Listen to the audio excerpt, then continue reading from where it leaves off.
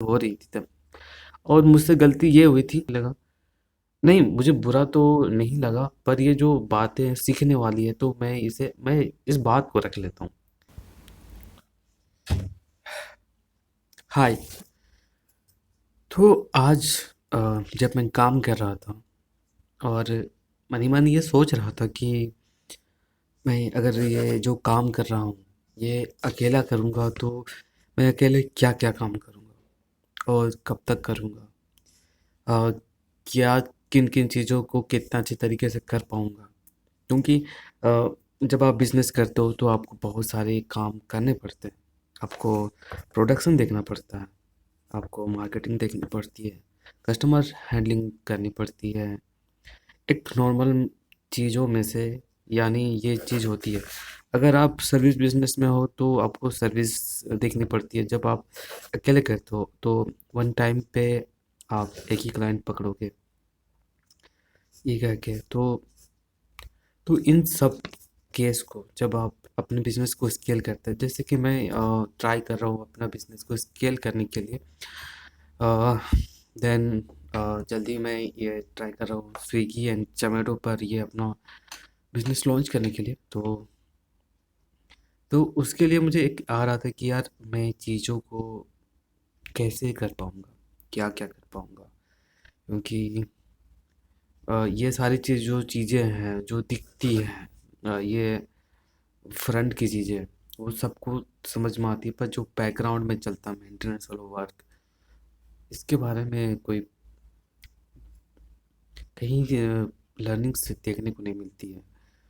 तो मैं कर रहा हूँ तो मुझे पर्सनल एक्सपीरियंस ये हो रहा है, और उन्हीं एक्सपीरियंस में से ये आया कि मुझे एक को-फाउंडर की ज़रूरत होगी। और ये हर एक बिज़नेस में होते हैं को-फाउंडर्स।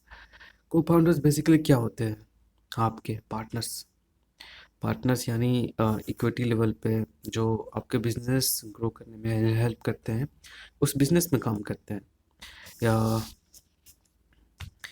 ये क्या कि इन्वेस्टर अलग होता है, लाइक जैसे कि अगर आपका एक फैमिली बिज़नेस है, फॉर एग्ज़ाम्पल मैं, तो जो लोग कर रहे हैं और वो इम्पोर्टेंट हिस्सा है, इम्पोर्टेंट टास्क करते हैं, रोल निभाते हैं, देन उस केस में वो लोग को-फाउंडर हो सकते हैं। और ये ज़रूरी क्यों होता है? ये ज़रूरी इसलिए होता है क्योंकि आप सारी चीज़ें अकेले नहीं कर सकते।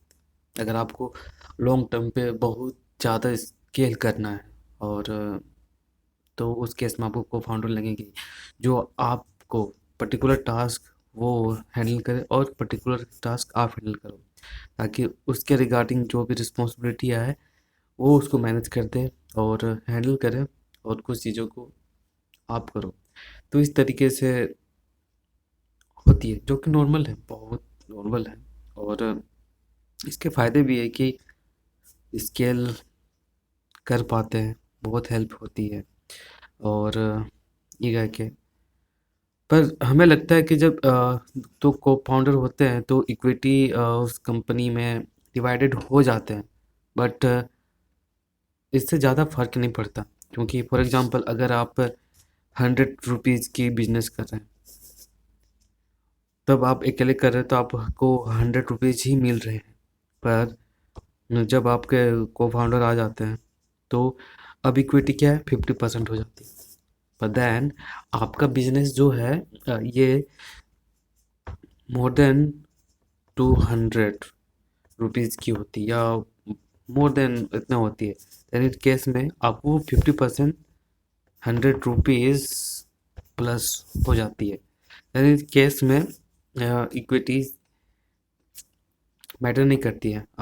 एट द एंड आपको जो एक्चुअल क्वांटिटी अमाउंट जो आपको मिल रही है वो देखनी है कि क्या बिजनेस करके ये जो को फाउंडर रखा है मैंने, उससे फ़ायदे हो रहे हैं या नहीं, और ये बेसिकली होती है। और लोकल लेवल पे ये सारी चीज़ें होती है, जो मैंने एक कैमरा बिजनेस किया था रेंटिंग का, वो मैंने पार्टनरशिप में किया था, और एक्चुअली मैं बहुत बुरी तरह से फेल हुआ। और मैंने एक्चुअली हुआ ये था कि इनिशियली पे मेरे पास कैपिटल था, सो मैंने कैपिटल इन्वेस्ट किया। और जो बाकी का जो 50%, 50% नहीं कहूँगा, पर जो भी बाकी का इन्वेस्टमेंट था, तो उन्होंने कमिट किया मुझे कि ये सारी चीज़ें जो भी होगी ईएमआई के थ्रू मैं पे करूँगा। तो ये प्रॉमिस हुई थी जो- जब ये डील हो रही थी तब। और मुझसे गलती ये हुई थी, माइंड में था ये शायद कि सारा वर्क के ये सारी जो कमिटमेंट हो रही है ये ऑन पेपर होनी चाहिए, ये बहुत ज़रूरी है। और यहाँ पे मैंने मिस्टेक किया, मैंने पेपर पे नोट डाउन नहीं कराया और इसका खामियाजा मुझे भुगतना पड़ा। तो जो भी बड़े-बड़े बिज़नेसमैन या बिज़नेसेस करते हैं लोग, या रेंट भी कोई देता है, तो ये जो लीगल डॉक्यूमेंट होते हैं ये बहुत ज़रूरी होते हैं, क्योंकि ये आपको एट द एंड आपको बहुत हेल्प करते हैं। आपको अगर कोई जो नेक्स्ट पार्टी है, जो पार्टनर है, आपको जो प्रॉमिस किया है, जो है, जो भी कमिटमेंट हुई होगी आप सब में, अगर वो टाइम आने पर वो चीज़ करने से इनकार करे, देन इस केस में ये पेपर आपको बहुत हेल्प करती है। और मैंने नहीं कराया, इसका खामियाजा मुझे भुगतना पड़ा। तो वो सारी पुरानी बातें हैं, तो वो सबको छोड़ते हैं, बट लेसन इम्पोर्टेंट है, तो मैंने उस लेसन को रख लिया। जैसे जाकिर खान बोलते हैं, जब भी कोई चोट वाली बात पूछती है, ए तुम्हें बुरा तो नहीं लगा? नहीं, मुझे बुरा तो नहीं लगा, पर ये जो बातें सीखने वाली है, तो मैं इस बात को रख लेता हूँ। तो मैंने भी वो बात रख ली। जो भी होती है, मैं अगर लीगल एंटिटी अगर कंटिन्यू करने वाले थे, उस केस में कंटिन्यू बनाए रखो। और पेपर वर्क अगर कमिटमेंट हुई है तो मस्ट करना चाहिए, क्योंकि फिर at the end last time पे अगर बिजनेसेस नहीं चलने लगेगा, उनका इन्वेस्टमेंट ज़्यादा लगने लगेगा, दे कांट सपोर्ट, देन ऐसे लोगों के साथ तो सबसे पहले तो बिजनेस ही नहीं करनी चाहिए, जो ट्रस्ट वर्दी ना हो उनके साथ में। तो पर ऐसे करके, और वो बहुत सारा सिचुएशन लास्ट टाइम में कैमरा बेचने के नौबत आ गई, वो बहुत मिस यूज करने लग गए थे, देन बिजनेसेस चलेंगे कैसे?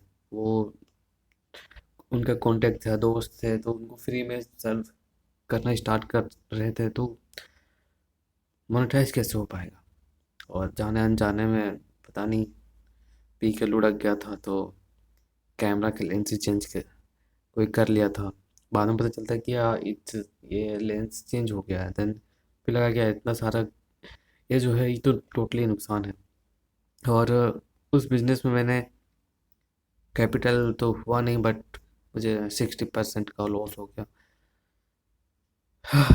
तो जो भी इन्वेस्ट किया था, तो बैड इन्वेस्टमेंट, बहुत ही बैड।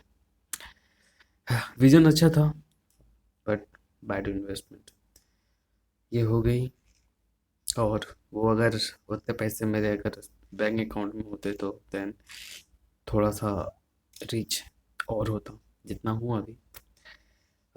बट लेसन इम्पोर्टेंट था, लेसन मिल गई, और ठीक है। तो लोकल लेवल पे ये जब चीज़ें आपके कंट्रोल में ना हो, तो बहुत कोई पार्टनरशिप करते हैं, और हमारे जो सीनियर्स कहते हैं कि जो पार्टनरशिप में करते हैं तो ये चलता नहीं, क्योंकि हम लोग ऐसा पेपर वर्क करते नहीं हैं, और कुछ चीज़ों को लेकर के वो हैंडल नहीं कर पाते, देन उस केस में बिजनेसेस फेल हो जाते हैं, बहुत बुरी तरह से फेल होते हैं। छोटी छोटी बातों को लेकर के बहस झगड़ा, लड़ाई झगड़ा होने लगते हैं, देन बिजनेस बंद होने का कगार पे आ जाता है, और बंद हो ही जाता है। तो कोई भी अगर को फाउंडर है, और मेरे मन में ये आ रहा था कि अगर अगर मुझे कुछ बिजनेस करना है, और उस को फाउंडर मेरे साथ जुड़ा भी है, अगर स्टिल वो काम नहीं करता है, देन क्योंकि मुझे ग्रो करना है अपना बिजनेस को, देन एनी हाउ मैं काम करूँगा। वो मेरे को फाउंडर काम करे या ना करे, मैं ही काम करूँगा, बहुत ही काम करूँगा, और अपने आप को ग्रुप पे ले जाऊँगा। देखो वो अगर वो काम नहीं कर रहा, देन क्या कर सकते हैं? इक्विटी तो उनके पास में है, या तो आप उस कंपनी को छोड़ दो और न्यू कंपनी बनाओ, अकेले कर सकते हो तो। देन तो फिर कोई अगर आप काम करोगे और वो सिर्फ मेहनत का फल, आपका मेहनत का फल उन्हें मिले तो ये बुरी चीज़ है गैस। तो को फाउंडर्स ज़रूरी है ग्रो करने के लिए, बट इम्पोर्टेंट ये भी है कि जो को फाउंडर है बहुत लाइफ पार्टनर्स की तरह होनी चाहिए। बहुत ही ऐसा भी नहीं कि कोई सा भी रख लिया, बहुत सोच समझ के, बहुत क्वालिटी वाइज टेस्ट करके जब वो पास हो जाए देन उसे को फाउंडर बना लेना चाहिए। जैसे लाइफ में जगह देख देते हैं उसी तरीके से तो को फाउंडर इम्पोर्टेंट है। Thank you. तो आज के इस वीडियो में इतना ही, फिर किसी और पार्ट में कोई नई स्टोरी, कोई नया सच, नया बहुत सारी चीज़ें मिलेंगी। सो फिलहाल के लिए बाय, जोहार।